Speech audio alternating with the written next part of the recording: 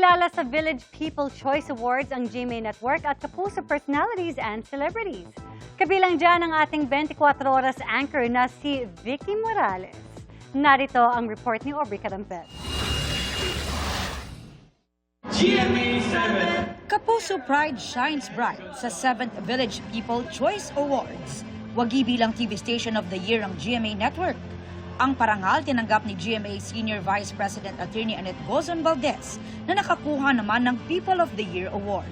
Nagpapasalamat ako sa 7th VP Choice Awards para sa karangalang ito. Tamang-tama, 7th year nila. So, GMA 7 Station of the Year. Thank you very much. Sa pagbabalita, kinilalang News Anchor of the Year si 24 Oras Anchor Vicky Morales. News Reporter of the Year si EJ Gomez. Sparkling as ever din ang Sparkle GMA Artist Center na kinilalang Artists Powerhouse Agency of the Year na tinanggap ni Sparkle GMA Artist Center First Vice President Joy Marcelo. TV Supporting of the Year si Marco Masa para sa Akusada. TV Supporting Actress of the Year ang kanyang kapwa PBB Collab 2.0 ex-housemate at Akusada co-star Ashley Sarmiento.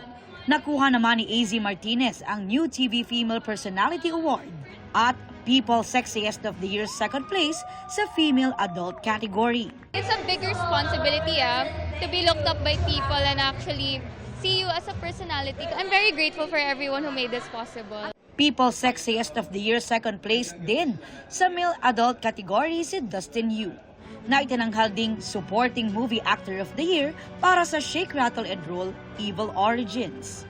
Nakakuha rin ng parangal bilang Fandom of the Year ang Dustbia ng fandom ni Dustin Yu at Bianca De Vera. Si Mika Salamanca ang Viral TikTok Video of the Year para sa kanyang viral Sino Nga Ba Siya video. People Face of the Year first place female teen category si Kapuso Big Winner Caprice Cayetano.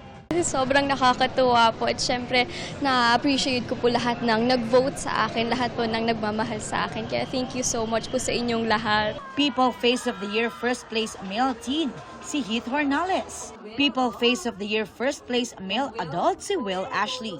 At People Face of the Year second place sa male teen si Mad Ramos. VP Cover of the Year si Kelvin Miranda, habang VP Spotlight of the Year si Kayla Davis. Aubrey Carampel, updated sa Showbiz Happenings.